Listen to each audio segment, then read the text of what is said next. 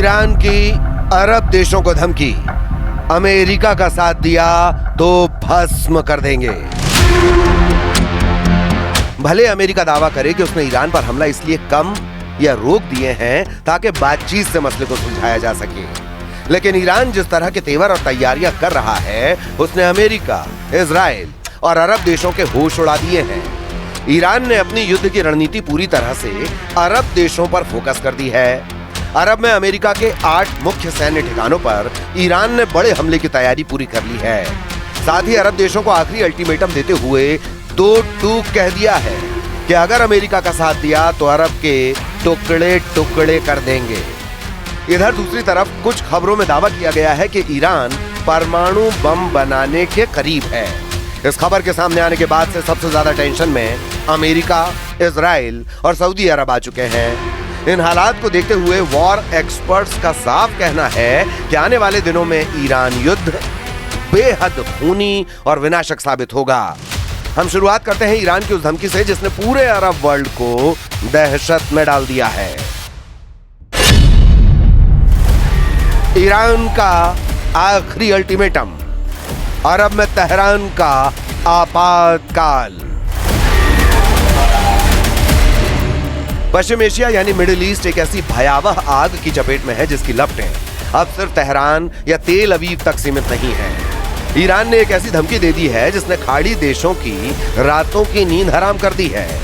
Tehran का संदेश साफ और बेहद तीखा है कि अगर ईरान पर हमला हुआ, अगर उसके तेल और परमाणु ठिकानों को निशाना बनाया गया तो पूरा अरब आग में भस्म कर देंगे। गल्फ कंट्रीज यानी सऊदी अरब, संयुक्त अरब अमीरात यानी यूएई, कतर और कुवैत, इन सभी देशों के ऊर्जा केंद्रों पर ईरान की मिसाइलों की सीधी नोक है। दुनिया के सबसे बड़े तेल और गैस ढांचों को तबाह करने की चेतावनी दी जा चुकी है।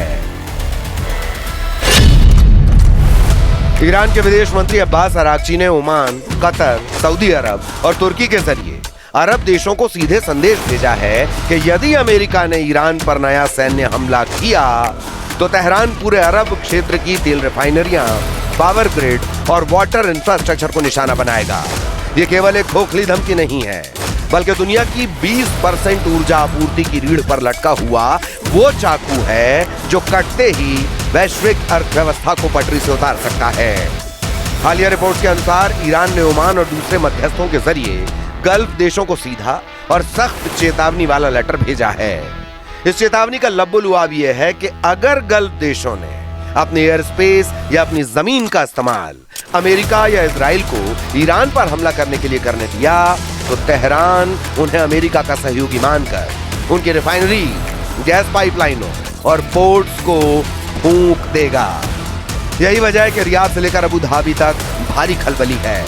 खाड़ी देश इस युद्ध में न्यूट्रल रहने का दबाव बना रहे हैं और वॉशिंगटन पर लगातार ये जोर दे रहे हैं कि वो तेहरान के खिलाफ ऐसा कोई कदम ना उठाए जिससे पूरा मिडिल ईस्ट बारूद के ढेर में तब्दील हो जाए।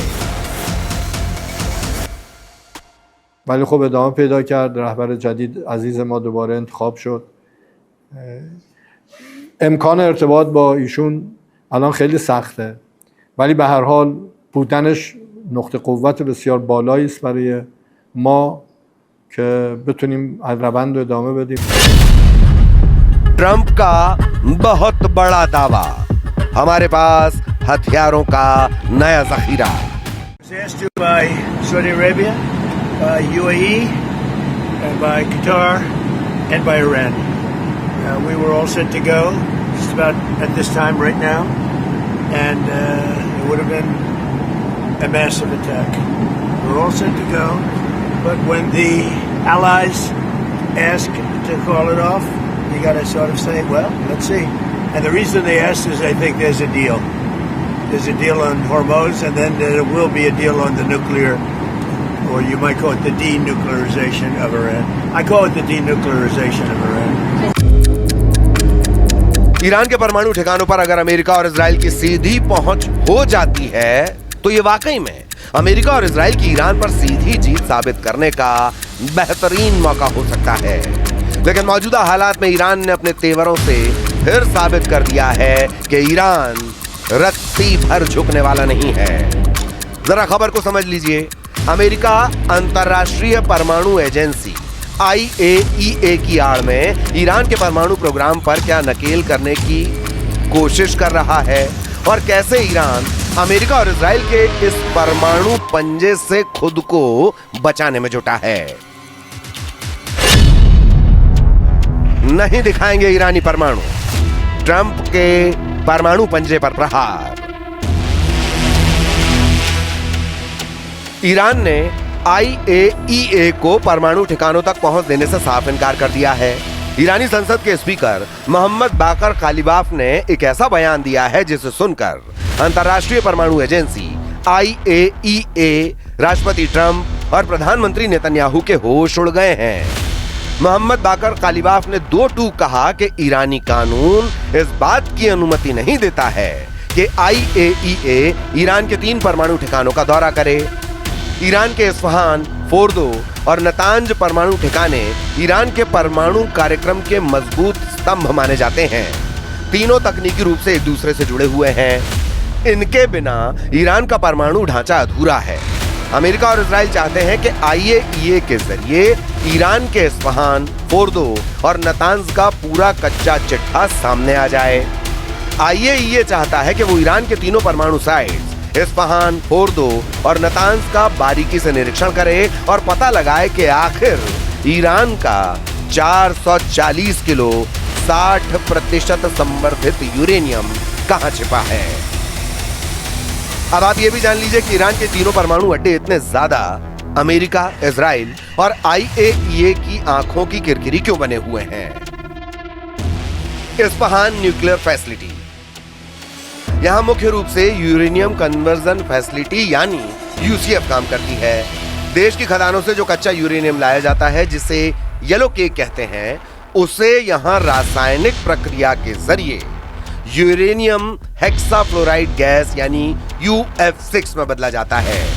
इसी गैस को बाद में संवर्धन के लिए दूसरे संयंत्रों में भेजा जाता है। यहां संवर्धित यूरेनियम से परमाणु रिएक्टरों के लिए फ्यूल रॉड्स, ईंधन की छड़ें तैयार करने का काम भी होता है। इस्फहान के आसपास ईरान का एक बहुत बड़ा सैन्य बेस और एयर डिफेंस सिस्टम तैनात है, क्योंकि इस इलाके पर हमला पूरे परमाणु कार्यक्रम की रीढ़ तोड़ने जैसा माना जाता है।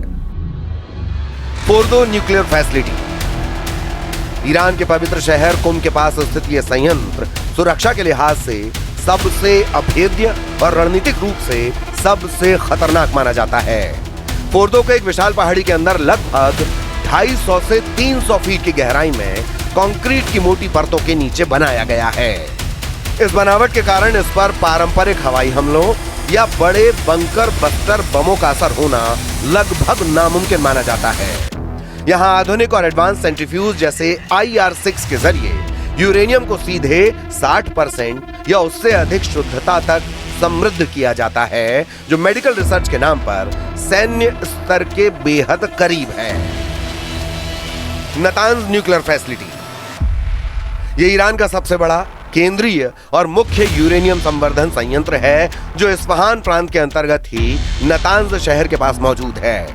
नतांज में बड़े पैमाने पर औद्योगिक स्तर पर यूरेनियम संवर्धन होता है। यहाँ जमीन के ऊपर और जमीन के नीचे विशाल हॉल्स बने हैं, जहां हजारों की संख्या में सेंट्रीफ्यूज 24 घंटे घूमकर गैस को समृद्ध करते हैं। अपनी विशाल क्षमता के कारण यह संयंत्र हमेशा इजराइल और अमेरिका के निशाने पर रहा है। इसीलिए ईरान ने दो टूक कहा है कि हाल में हमले का शिकार हुए अपने परमाणु ठिकानों का निरीक्षण करने के लिए अंतर्राष्ट्रीय परमाणु ऊर्जा एजेंसी के निरीक्षकों को अनुमति नहीं देगा। ईरानी संसद के अध्यक्ष मोहम्मद बाघिर कालिबाफ ने कहा कि इन ठिकानों तक IAEA की पहुंच की खबरें पूरी तरह गलत हैं और देश का कानून इसकी इजाजत नहीं देता। सरकारी टीवी चैनल IRIB को दिए साक्षात्कार में कालिबाफ ने कहा कि ईरानी संसद और सर्वोच्च राष्ट्रीय सुरक्षा परिषद ने ऐसा कानून बनाया है जिसके तहत बमबारी से प्रभावित परमाणु स्थलों तक किसी भी परिस्थिति में विदेशी निरीक्षकों को पहुंच नहीं दी जा सकती। उन्होंने कहा कि निरीक्षकों को वहीं पहुंच मिलेगी जिसकी अनुमति सर्वोच्च राष्ट्रीय सुरक्षा परिषद देगी। ईरानी संसद के अध्यक्ष मोहम्मद बाघिर कालिबाफ ने दो टूक कहा कि फिलहाल IAEA को केवल 2 परमाणु प्रतिष्ठानों बुशहर परमाणु ऊर्जा संयंत्र और तेहरान अनुसंधान रिएक्टर तक ही सीमित पहुंच दी गई है और ईरान इसी व्यवस्था का पालन करेगा। इस समय दुनिया नाजुक मोड़ पर खड़ी है। एक तरफ डोनाल्ड ट्रंप का मैक्सिमम प्रेशर अभियान और इजराइल का आक्रामक रुख है, तो दूसरी तरफ ईरान का आर पार का मूड और गल्फ देशों को जलता देखने की उसकी सीधी धमकी। एक गलतफहमी या एक फटती हुई मिसाइल पूरे मिडिल ईस्ट को तीसरे विश्व युद्ध की ज्वाला में धकेल सकती है। अगर गल्फ जलता है तो उसकी लपटों से पूरी दुनिया का झुलसना तय है। अब देखना यह होगा कि वॉशिंगटन और तेहरान कूटनीति का रास्ता चुनते हैं या मिडिल ईस्ट की इस बारूद की सुरंग में माचिस की तीली लगा दी जाती है।